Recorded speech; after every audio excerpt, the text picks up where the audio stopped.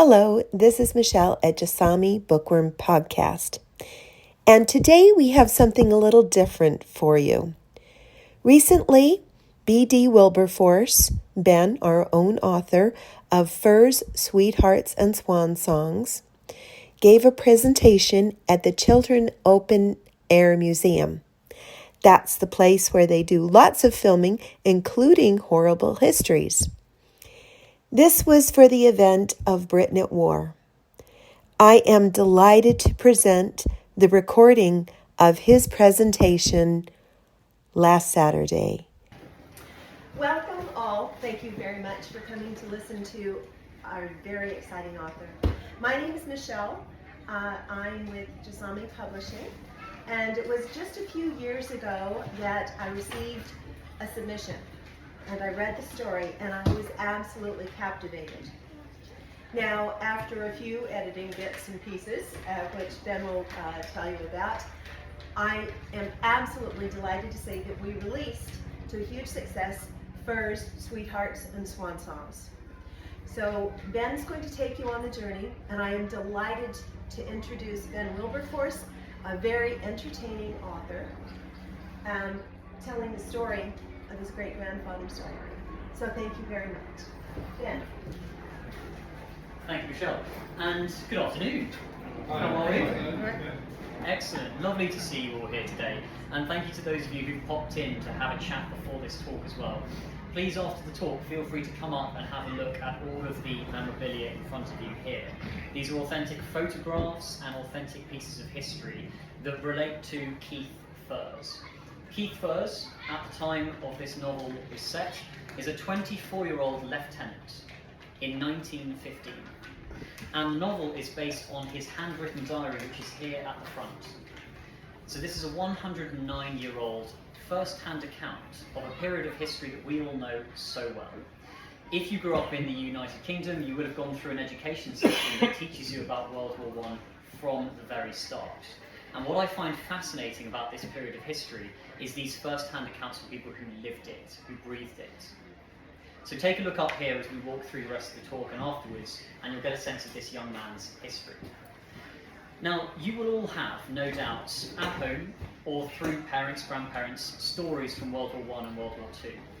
Who has that sort of history that they've interacted with before? Any stories at home? Any diaries themselves? A few people? Some diaries? I haven't got any diaries. Just an amusing thing. Yeah. From my wife's grandfather, who served right through World War I. That's where he served the whole of World War I. Where? Reading. Reading. Went to a training camp, a training battalion, and he was obviously good at it, and they just kept him there. So he lived to be 93, Wow. rather than 20 like many of his friends. Yeah. And that small twist of fate, that small story, gets passed down to all of us. And if there's one thing that I'd love you to take away from today, it's that idea that all of these stories have a purpose and all can be retold today. I don't think that we can navigate the future well enough unless we learn from the past. And these little snippets of history, stories like that make us smile, stories that pull at our heartstrings, those are the stories that really motivate us moving forward. So what I'd like to do is I'd like to take you through a small snippet of a chapter so you get a flavour of what's in the book. And then I'll take you through a bit of a journey of what's down here and some of the writing process, so that if you yourself think about writing a novel or putting that little bit of history down on a piece of paper, you know the method to do it. So as I said, this book is based on Keith Furze, 24-year-old fighting in the Western Front. And he's been horribly injured after the First Battle of Ypres. What you'll find up here on the front is a drawing of a moment when a German shell hit the building he was in and ricocheted off a window ledge, and because of that one ricochet, it missed him and killed the people around him. And he was sent home to recover for 6 weeks and then sent back out to the Western Front. Can you imagine being 24 years old, being so close to death that a window ledge saved you, and knowing you had to go back out to that same place again? That is a terrifying prospect. And what I'll do is I'll pick up at a point in his life when he's going through the Battle of Festubert, the first British offensive of World War I. So imagine this. Up until this point, the Germans have been attacking relentlessly, and this is the first time the British decide to attack the Germans. A direct quote from his diary: "I advanced with the commanding officer, who was very soon shot through the head and arm. When I left him, he seemed very bad." Saturday evening held a compressing heat that mirrored the soldiers' anxiety, and a damp that matched their spirits. Nevertheless, at 6 p.m, the battalion paraded, the soldiers standing silent and sullen under the steady canopy of rain that beat down upon them. They knew the time had come to head over the trenches and spearhead the forthcoming attack. Though many of them felt alone, some fearful, others none, standing shoulder to shoulder with their fellows brought the group some comfort. Come what may, Furze thought, as he walked past the lines of faces, emotions drawn upon them more vividly than paint on a canvas, they will stand together. He shivered. The evening was dire, and he was unsure whether it was the cold or whether it was fear that made him tremble so. Looking down at his notebook, his hands shaking, had scribbled all over the page that he'd been tallying on. He closed his eyes and for a moment, collecting himself, attempted to muster the tension that was swelling effortlessly from within his belly. "Rotten timing," remarked Fuller, who was passing up and down the lines inspecting his men. "Are you feeling all right, Furze?" Furze opened his eyes and met Fuller's gaze, not feeling the need for words. His friendship with Fuller was rooted in something stronger than audible expression. Kirkpatrick walked over, rain streaming down his broad shoulders. "How are they looking, Furze?" All present, weather aside, their spirits were a little muted. "To be expected," Kirkpatrick commented reflexively. His mind was elsewhere, his training kicking in and running the show. "We'll likely move off soon. You know the drill." As predicted, the order was soon given for the battalion to move. Thus, the men marched to occupy their assigned positions. The trenches were thick with mud, at times reaching higher than the soldiers' ankles. Operationally, the Queens were ready. Having practiced the method of attack repeatedly over the past few weeks, mentally, they were as calm as could be expected, given the underlying and incessant tension that shackled the soldiers to one another. Within moments, the order was given to form up opposite a neat line of ladders that had been placed all along the front wall of the trench.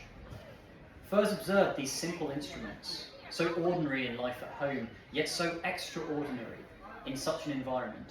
Here, they would form the means through which he and his men would leave the relative safety of the trench and advance towards the enemy. They leant against the wall, innate, immobile, the soldiers' bridge between life and death. Everyone was on alert, and the night had exchanged its heat for a biting cold that now accompanied the rain. Furze observed the streams of hot air rising from each man as he breathed out, listened to the suction caused by the mud which clung to their boots, imploring them to stay put. These were good men, good soldiers, well trained, ready to do their duty to the best of their abilities, and Furze trusted each and every one of them. He felt immense pride in leading and fighting with these strong individuals who had so much life to live, these soaking, shivering young men. At 11:30, the 2nd Division commenced its attack away to their left. Godspeed, thought Furze, as the sounds of rifle and machine gun fire clattered from that direction, supported by the booming bass notes of the British field artillery. The rain still fell stubbornly, each drop adding to Furze's bucket of trepidation. So he determined to walk amongst the troops to distract his mind, making some final checks, offering encouragement when he could. "Men," he nodded, to a group huddled near one of the ladders. "Sir," they responded. "Any news, sir?" "Not at the moment, but you will have heard the 2nd Division making its attack." "Aye, sir." Was that what it was? It did his conscience a world of good attempting to put his soldiers at ease, but it also calmed his own nerves, which were restless since entering the trench. The British guns had been pounding the Germans relentlessly throughout the night, obstinate in their intensity. The ponderous thud, shudder, gave the British troops some element of relief that the enemy was taking such a beating. It nurtured the hope that the going would be easier when the time came to attack their lines. At 2:45 a.m, On the morning of Sunday the 16th of May, the British guns switched their fire to the section of the German lines which the Queens would be attacking. "They've switched fire, Furze," growled Fuller. "I know," assented Furze, anxiously. "We can't have more than half an hour before we begin the assault." "Are you ready?" Fuller turned to his friend. "I don't think I ever am," Furze countered, forcing the words from a throat that seemed parched. "But we're here, and what choice do we have?" "We'll be all right, old chap," reassured Fuller, a ghost of a smile appearing on his face. "I'll see you on the other side." He gripped Furze's arm, his touch lingering a little longer than usual, a little stronger than usual, holding his gaze. Furze thought he felt his friend's hand tremble briefly before he disappeared into the dark. Furze turned in order to ready the men, and found them standing prepared before he could say a word. They had been dutifully alert, aware that the change in artillery would signify them going over the top. Gently the sky began to brighten, shifting from grey-blue to golden brown. The artillery smoke hung in the morning air as the sun broke over the horizon, and the men felt their energy change with its appearance. 3:15 a.m. Major Bottomley blew his whistle. The whole scene in the trench seemed to freeze for the briefest of moments as the shrill blast made its swift journey up and down the line. Then the troops, poised and awaiting at the foot of each ladder, suddenly sprang into action. A Company mounted the ladders and dashed frantically towards the German lines. As men flung themselves over the parapet of the trench, Furze saw Captain Langbrown leading the charge, with Lieutenants McCate, Hillen and Humphreys close behind him. "Please be safe," he prayed, as the troops behind A Company moved forward, awaiting their turn to head over the top. He thought back to when he had first met Humphreys, and his mind rested briefly on Austin. His time with the 3 young lieutenants in A Company had been a pleasure. He couldn't bear the thought of Humphreys suffering the same fate as Austin. The surging troops looked full of energy and life, with a gallant determination in their eyes and power in their strides. No sooner had the first heads appeared, however, than the German guns opened fire. Machine guns splattered, rifles cracked, and bullets whizzed over the heads of the men in the trench. Clods of earth were ripped from the parapet of the trench, showering down on the waiting troops below. More terribly, bodies began to join the falling mud. Men rose up to the top of the ladders, and lifeless husks came tumbling down. The waiting soldiers had to dive and swerve to avoid being hit. Fear and disgust mixed upon their faces as they climbed to what they could only imagine was a similar fate. Furze kept a steady head, although his mind was on fire. "Hold firm, men," he roared. "When up there, give the Germans hell." The ferocity of the German firepower caused Furze to fear that few of A Company would have survived. The last men from A Company finally disappeared over the top, and Major Bottomley shouted, "B, C and D companies, advance." The troops responded instantly as the order was passed along the line, and Furze leapt towards a ladder alongside Major Bottomley. He gripped the wooden frame between his chilled fingers, feeling its rough edges under his skin. On his first attempt, his right foot slipped off the bottom rung, mud and dirt forming a slippery layer beneath his boot. His second attempt was supported by a stronger grip, and as he neared the top, his knee gave him a momentary pang of pain, and he cursed his timing. Gritting his teeth, he pushed through the discomfort and focused on the climb. He reached the top, his head emerging over the parapet and meeting the rising sun. His eyes drew level with the ground, and the true carnage of war was laid bare before him. So that piece of the novel, which describes the opening section of the Battle of Festubert, was based on a small section of this diary from 1915. A moment that would have been described as, "We were ordered to attack at 3:15. The rest of that element, the rest of that passage, is about researching the surrounding element of that diary entry. What would someone who's just mounted a ladder, seeing some of his best friends appear at the top and fall down dead next to them, what would they be thinking? What would they be feeling? And that's part of the skill in taking a diary like this and turning it into a novel. There are certain elements that really strike true. And I want to bring a few of them to life for you today. So throughout the diary, love forms a central message of Furze's account. Two elements of love. Love for his family and friends. He mentions his parents, he mentions his brother.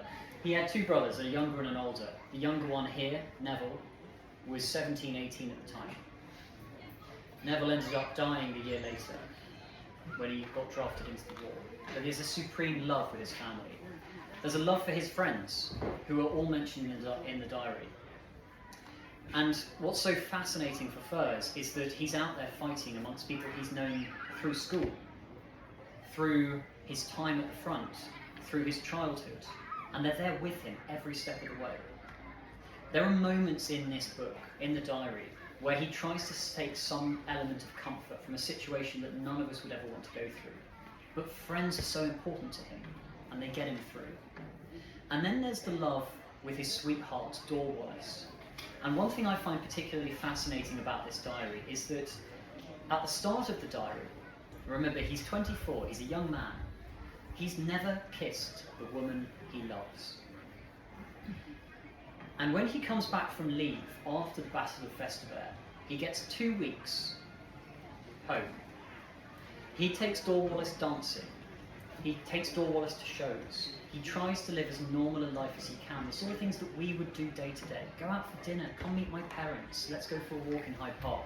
And yet he still hasn't kissed her. And in the diary you get this sense of longing, this urge, and also this uncertainty. And he questions himself and says, how can I lead troops against German machine guns? How can I inspire them to be courageous if I can't even kiss the person I love because I'm so nervous? And I love that dichotomy, because what it shows is you can be brave when you need to be. You can inspire people around you and do things that hopefully we will never have to do, like charge a trench, and still feel vulnerable in love. That first moment with that person you care for is vulnerable, and that's okay. And that's part of what this novel is about, showing that even in today's world, when we face challenges that are different, yes, but are still very challenging, still very vulnerable, it's okay to feel nervous. There are certain elements about brushes with death. Please come up and take a look at this account in particular, which is a handwritten drawing about that moment he always passed away. Next to it is a list. It is a list of officers in his regiment who charged the German lines in the Battle of Festubert. Furze was a lieutenant at the time, a very junior rank. He went into that battle a fair while down in the hierarchy of command. He left that battle in command of that regiment because everyone above him had been killed. And he lists on this piece of paper their name and puts W, wounded, and K for killed. That's the most visceral part of the diary for me, because some of them are his friends. And the idea of handwriting your friend's name and going wounded or killed, because from an admin perspective he just needed to record it, it's harrowing. But also how beautiful that that has been recorded, and that we can then recount that and remember that we should never take friends and family for granted. It's an incredibly powerful piece of literature. Command and loss. He was 24 years old, and yet he was there commanding hundreds of troops in a very difficult situation. And one thing I'd love us to take away in today's world is remember that youth and experience are not something to look down upon, just as much as age and experience is not something to look down upon either. But in fact, every one of us has this ability to lead, inspire, and find courage no matter how or what part of our lives we're in. It's incredibly useful. There's also a moment of respite, and I love these moments of respite. At one point, he visits a town called Meris when he's not on the front line.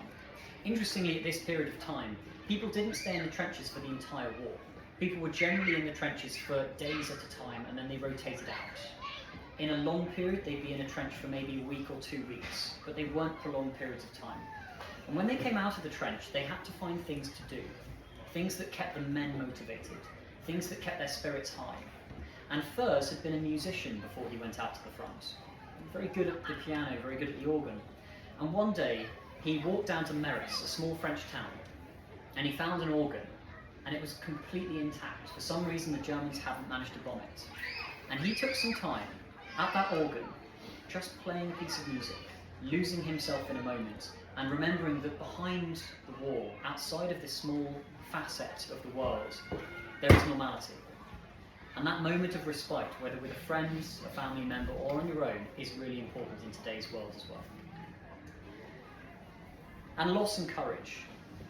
I won't try to give the book away, because I'd love you to get a copy and read it and understand Furze's journey. But at one moment, one of his friends does pass away, as so many did. And when he returns from the front for that 2-week period, the same period he's deciding whether or not to kiss the person he loves for the first time, he goes to the mother of that person who's recently passed away, and he tries to tell the mother the story of her son. She didn't ask for him to do that, but he felt it was the right thing to do. And it is one of the most emotionally charged parts of the book, and a moment I can't read in the diary without coming to tears myself. Because to take that weight of responsibility, to sit in front of your friend's mum and say to her, I am sorry. I'm sorry that someone you love so young has been taken from you. But let me give a little bit of him back to you, having seen his last moments. How brutal, but how beautiful. How beautiful that people could care for each other so much at that time that they would do that and would care. At the start of each chapter, there are moments which come from the diary. So that one I've just mentioned to you there, on my way home in the evening, I called on Mrs. Humphreys and told her all I knew about her son's death, Wednesday the 2nd of June, 1915. Those are his words, that's what he wrote in his diary. And the process that I'd like to introduce you to is how do you turn that phrase into a novel? If you come up here later on, this is my first draft. It has my dad's writing all over it. And sometimes literal red pen was used. It's quite like a school. You're at school, right? Okay, this is like your teacher marking your homework and putting red crosses everywhere. But that is the first thing you do when you have a novel. If any of you are interested in writing or even recording your family history, just get it on a piece of paper first. Be okay with a little bit of criticism. And then it gets to something which you can produce yourself. You can just go online and get your book into a published format. But this doesn't look particularly good, and my goodness, the writing on the inside needs a lot more red pen than it has in there. But what that does is get you into a stage where, should you wish to get it fully published, you can reach out to an editor, an agent, and a publisher. And if you want to, get the Authors and Writers Handbook, which helps you to do that. I found my wonderful publisher, Michèle, from Jazami Publishing Limited, and this is when the real hard work begins. If you think writing a book is difficult, try editing a book. Michèle put a beautiful team together, and the initial edit, the first book rather, was 140,000 words. With the editing process, we cut that down by 40,000 words to 90,000, which is what the book now is. And that process took a whole year of toing and froing. Crucially, my wonderful editor never made any edits herself. She merely suggested the edits, and it was up to me to retain that creative license. But the process you go through to cut, to edit, to refine, gets you to this from the diary. It's perfectly possible, but it takes a lot of thought and a lot of self-awareness. You also have to be okay with your baby, in effect, your book, having little bits chopped off and changed. But that process is perfectly possible.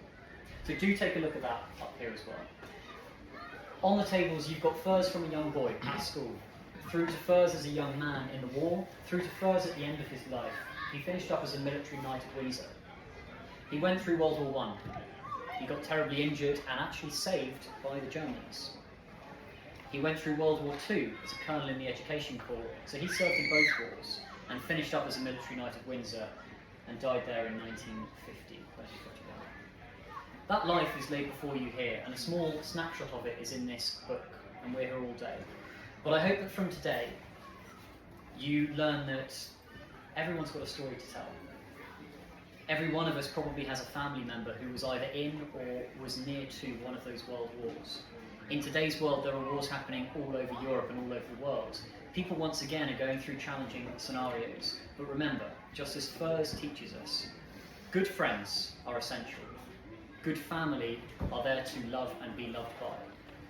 And that if there's one thing we can all do, it's to care for one another and remember, learning from history, is incredibly important so that we can apply that to the future. I'll be here all day. I hope that was informative. And if you need anything at all, please come and ask. And do take some time to take a look at what's up here. Thank you very much.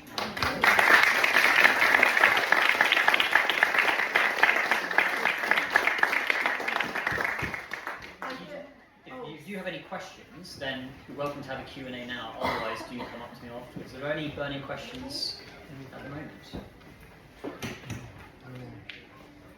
Great. Okay. We can answer some questions. A couple of questions, if that was all right. Absolutely. Yeah, I just wondered to what extent writing the diary helped your great-grandfather cope with the experience he'd been through, and whether he discussed his experiences openly or whether it was a private document that he kept to himself. And then I just wondered about the timeline for yourself of when you first thought of the project of turning the diary into a book to the point where it's got published and fully edited, the time scale involved from your first conception and the research that you did. He never really spoke about it himself, which is what's very interesting. When I rediscovered this diary from a load of different documents we had at the house, my mum didn't know it existed. And so evidently he had kept it, hidden it somewhere, and then we just preserved it. But he didn't speak about it. My grandfather, who was then in World War II rather, he also never really spoke about it. I think it was a coping mechanism. I don't think anyone can draw a picture of a moment that almost killed them without it needing to be some sort of reflective therapy. I also think that he goes into such detail. When I say the first kisses in this diary, I mean it. There's a moment, I'll try and find it for you, where he puts, I took Dor in my arms and kissed her, and then in brackets put first time exclamation mark and close brackets. And you go, oh, that's a guy saying I've just kissed someone I love for the first time. I think a bit of him wanted to capture that element of humanity that he couldn't see around him, but that he needed to say, it's real, it's here, I'm doing something for me. In terms of the process, it's a 6-year process it took me from start to finish. I have a full-time job as well, so I'm not doing this every day, and I think part of it is the time you spend gaining some time for yourself. After finding my publisher, Michèle, it was I think we worked for 2 years on the book, 2 to 3 years. So the first thing is getting it to an editable state, the second thing is then editing it, and then you get it to publication. And publishing it is a long journey in itself. The book's been out for 2 years. We're trying to do more of this. It takes a long time after publication to then get the book known about and talked about. The best thing for me is to talk to people like yourself, because I feel like this book is a story to be told when you understand the background. And so it's a long process, but the more time that you spend enjoying it, the better. Super. Thank you. Great. Thank you.